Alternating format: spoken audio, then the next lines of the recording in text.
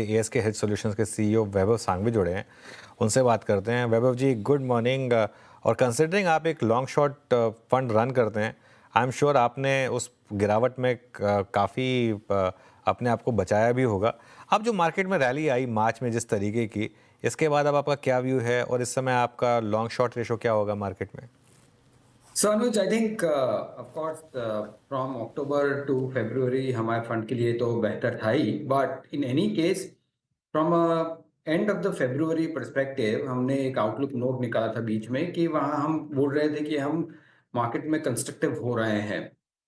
Not only के because के market की गिरावट के कारण हम कंस्ट्रक्टिव हुए हैं, बट हमें लग रहा है कि काफ़ी combination measures in terms of both monetary stimulus और फिस्कल स्टिमुलस दोनों मिला के FY26 को अगर हम देखते हैं तो हमें लगता है कि जीडीपी फोरकास्ट जितने भी हैं उनको बीट करने की गुंजाइश है।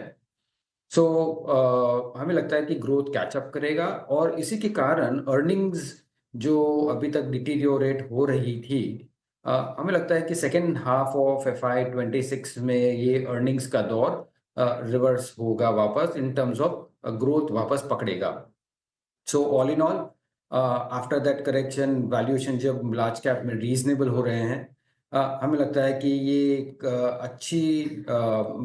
एक अच्छा मौका है मीडियम टू लॉन्ग टर्म निवेशकों के लिए to put some money. From a fund perspective हम जनवरी फरवरी तक लो एक्सपोजर रन कर रहे थे और अब अभी हम ग्रेजुअल एक्सपोजर इंक्रीज कर रहे हैं as market kind of gives on supporting trends. जो हम नेट पोजीशंस काफ़ी कम चला रहे थे, हम थोड़ी थोड़ी मार्जिनली इंक्रीज कर रहे हैं यहाँ पे। ओके, तो इस समय आपका सबसे ज़्यादा लॉन्ग एक्सपोजर कहाँ पर है? कौन से स्पेसेस में आपको सबसे ज़्यादा पोटेंशियल नज़र आ रहा है? ठीक अनुज, आई थिंक ये क्वार्टर के रिजल्ट्स को अगर हम इग्नोर करते हैं तो probably medium to long term के लिए हमें लगता है कि consumers as a sector next 1.5 to 2 years के लिए बहुत ही बेहतर रहेगा। हमने देखा कि जिस हिसाब से गवर्नमेंट की मेजर्स आए हैं in terms of tax rebates, पैसा वो क्लास को दिया गया है जो मैक्सिमम एक्सपेंडिचर कर सकता है। और उसी के मद्देनज़र हम अप्रैल मई के ऑनवर्ड हम देखेंगे कि कंज्यूमर्स में अलग-अलग सेगमेंट्स में काफ़ी ट्रैक्शन देखने मिलेगा। सो हमें लगता है कि व्हाइल ओवरऑल बेसिस पे कंज्यूमर्स में काफ़ी अंडरवेट है पोर्टफोलियोज़, नॉट ओनली वो कैच अप करेंगे to equal weight but marginally overweight भी जा सकते हैं। और इसी के दौरान हम अच्छी तरह से प्राइस एप्रिसिएशन भी देख सकते हैं ये पूरे सेगमेंट में। सो कंज्यूमर्स एक सेक्टर है, हमें अच्छा लगता है। दूसरा ऑफ कोर्स प्राइवेट बैंक्स है, जो लार्जर प्राइवेट बैंक्स है उस वो भी अच्छे लगते हैं। And lastly in terms of financial services as well, ये ऐसा सेगमेंट है जो हमें लगता है कि फ्रॉम मीडियम टर्म परस्पेक्टिव भी ठीक लग रहे हैं। सो डायरेक्टली इनडायरेक्टली कंज्यूमर्स जो भी है, starting with discretionary and over a period of time to staples as well, हमें लगता है कि ये हम ओवरवेट जाएंगे पोर्टफोलियोज में। ओके, वैभव सर हाय, गुड मॉर्निंग। तो गुड मॉर्निंग। बेसिकली यहाँ से बाजार पॉजिटिवली सरप्राइज कर सकता है, ऐसा आप कह रहे हो, क्योंकि फिस्कल और मॉनेटरी स्टिमुलस होगा तो मोमेंटम तूल पकड़ेगा और जो स्लो डाउन अर्निंग्स रिलेटेड था वो इवेंचुअली आने वाले 1-2 तिमाहियों में वापस सुधरता हुआ नजर आए। नजर रखें कंजम्पशन रिलेटेड स्टोरीज, कंज्यूमर्स और प्राइवेट बैंकिंग मेजर्स पे। वैभव सर ठीक है, ये आगे देखते हैं किस तरह के डेवलपमेंट्स होते हैं, क्या करते हैं फिस्कल और मॉनेटरी फंड पे। एक सरदर्द सामने खड़ा हुआ है, वो ट्रम्प साहब और ट्रम्प साहब की टैरिफ्स। अब एक तो जो वो कर रहे हैं उससे किसी का भला होगा क्या? यूएस का भला होगा? बाकियों के तो सरदर्द बढ़ ही रहा है। और कई लोग मानते हैं कि जो ट्रम्प साहब की जो टैरिफ इंप्लीमेंटेशन है अपने यहाँ तो लार्जली भाव में आ गई हैं शायद, ऐसा आप भी अब है तो अनसर्टेनिटी, पता नहीं क्या करने वाले होंगे, लेकिन मोटा मोटी वो पेन ऑलरेडी आ चुका है क्या भाव में, ऐसा मानूं क्या? See I think let's understand very objectively कि वो ट्रम्प टैरिफ्स के जरिए क्या करना चाहते हैं। फर्स्ट ऑफ ऑल, अगर ये हमको थोड़ा इंडिकेशन मिलेगा, if you see from the earlier 4 years of Trump, तभी हमने देखा था कि at that point in time ये जब टैरिफ्स आए थे तो उसके कारण काफी बेहतर नेगोशिएटिंग टैक्टिक करके ट्रेड डील्स में एंटर किए थे। नाउ गोइंग फॉरवर्ड हमें लगता है कि वही दौर कंटिन्यूड रहेगा। यहाँ पे tariffs will be used as a negotiating tactics और ट्रेड डील्स में अराइव होगा। हमें लगता है ये 3 to 6 months का पेन है, but on an overall basis noise ज्यादा है और उसका effect over medium to long term काफी कम रहेगा, is my anti consensus view in that sense. So I think जो ट्रम्प के कारण, टैरिफ्स के कारण अगर करेक्शन होता है तो एक अपॉर्चुनिटी की तरह देखना चाहिए from a medium to long term investments. हाँ, अच्छा, आपने कहा था लॉन्ग से मीडियम टर्म के हिसाब से ये अट्रैक्टिव लेवल्स हो सकते हैं स्टॉक पिकिंग के। तो मोटा मोटी इसका मतलब है कि कहीं कुछ एक सरदर्द बना था इंडियन मार्केट वैल्यूएशंस। तो ये ऐसा लग रहा है आपकी बातचीत से कि अपने वैल्यूएशन शायद रीजनेबल हो गए, और जब रीजनेबल लग रहे हैं तो ये लार्ज कैप्स के साथ साथ क्या ऐसा है कि ब्रॉडर मार्केट्स में भी जो कोर्स करेक्ट करा था हमने, अब लार्जली हालात पटरी पे आ गए हैं वैल्यूएशंस के फ्रंट पे? See I think large cap reasonable है, बट स्टिल अगर हम आप देखते हैं ऑब्जेक्टिवली मिड कैप और स्मॉल कैप्स अभी भी थोड़े महंगे चल रहे हैं।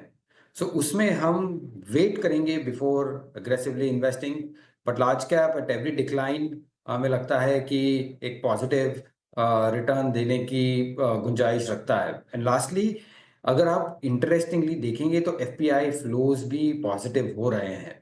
So if economy GDP numbers better होते हैं FY 26 में, अर्निंग स्टेबलाइज होते हैं और साथ में एफपीआई की इन्वेस्टमेंट्स भी आती है वापस, तो all the variables then start getting into place for a decent return. Okay, BSC 15% पर अब फ्रीज हो चुका है। 10% की फ्रीज खुली और अब 15% की फ्रीज पर आपको ट्रेड करता हुआ दिखाई देगा अब एफएनओ में, क्योंकि वो शॉर्ट कवरिंग एफएनओ में हो रही है। वैभव जी, ये मार्केट पार्टिसिपेंट स्टॉक्स में क्या वापस एक नई तेज़ी की शुरुआत हुई है?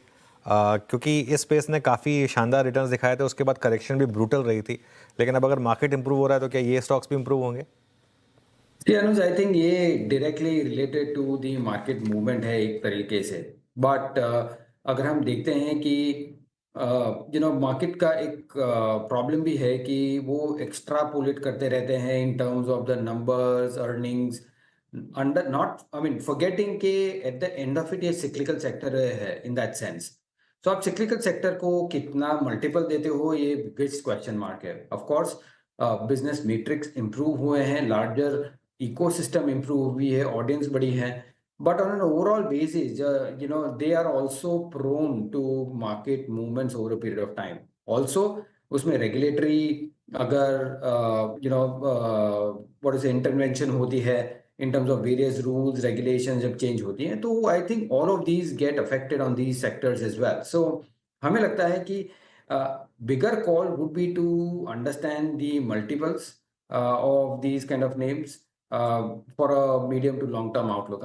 In our view, it is a very cyclical industry, तो उस हिसाब से डिस्काउंटिंग होनी चाहिए। ओके, बिल्कुल। एक और स्पेस जहां पर मोमेंटम लौटा है वो है डिफेंस और रेलवेज। यहाँ पर क्या भी होगा आपका? सी आई थिंक डिफेंस में जिस हिसाब से ये क्वार्टर में हमने एक्टिविटी देखी है वो काफ़ी बेहतर रही है in terms of order order inflows, और एक कमिटमेंट भी है from an make in India perspective on an overall directional, हमें over a longer period of time ठीक लगते हैं। द ओनली थिंग यहाँ पे देखना है कि we should not get carried away again with the same multiples और valuation kind of game, in that sense के अगर आप 35 टाइम 40 टाइम 45 टाइम पे अगर इन्वेस्ट कर रहे हो in these kind of companies, तो the gestation period to arrive at those kind of expected returns वो थोड़ा ज़्यादा हो जाता है। तो मेरे नज़रिए से जब भी मार्केट्स करेक्ट होते हैं, ये स्टॉक्स में डिक्लाइन आती है, तब देखना चाहिए। But on an overall business perspective I think उसको मीडियम टू लॉन्गर टर्म में आई थिंक पॉजिटिविटी कंटिन्यूड रहेगी। मेरा एक जाते जाते आखिरी सवाल, अपने को तो पोर्टफोलियो कंस्ट्रक्ट करने का आपने हरी झंडी दे दी, तो अब पोर्टफोलियो कंस्ट्रक्ट करने के लिए कंफ्यूजन वैभव जी, वो अपने आप को इस समय डिफेंसिव तक रिस्ट्रिक्ट करूं या जिन स्टॉक्स की चर्चा हो रही थी, जिन्होंने पिछले समय में बड़ा ताबड़तोड़ तेजी दिखाई थी, कोई डिफेंस, कोई ईएमएस रिलेटेड प्लेस, कोई ये इंडस्ट्रियल्स, इनका तड़का अब ऐड करूं फॉर द टाइम बीइंग, जाऊं किस तरफ, टिल्ट कहां रखूं? See, I think two very distinct points here कि अगर हम सेक्टर कन्फिगरेशन जो होते हैं उसके पहले एक हमें ध्यान रखना चाहिए from an asset allocation perspective. और एसेट एलोकेशन में ऑफ कोर्स आपके हर एक सेगमेंट में इन्वेस्टमेंट्स होने चाहिए, including your large caps, mid and small cap, depending upon the comfort and the risk ability you take. Secondly, जब हम सेक्टर कन्फिगरेशन की बात करते हैं तो एक वेरी इंटरेस्टिंग ट्रेंड है कि फ्रॉम दिस गवर्नमेंट हमने लास्ट 9 साल 10 साल में एक क्लियर फोकस देखा था till now in terms of focus on supply side, industrials, और जो भी रिफॉर्म्स देखे, largely GST, corporate tax reduction, PLIs, make in India, वो काफी सेंट्रिक थे सप्लाई साइड के लिए। और द व्यू वाज कि ये supply side over a period of time will increase the employment and then the consumption will increase.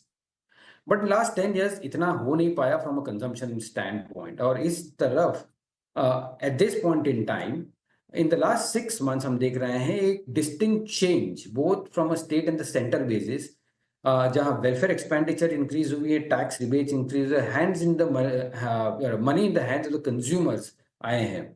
So my sense is a very well balanced portfolio, not skewed towards industrials, capcos, infra, but starting to have some exposure to the consumption side will merit some attention from a portfolio perspective. Okay, चलिए बहुत बहुत शुक्रिया वैभव जी आज हमारे साथ जुड़ने के लिए और इन सब टॉपिक्स पर बात करने के लिए। अब चलिए हमारे Thank you. साथ जेएम फिनिश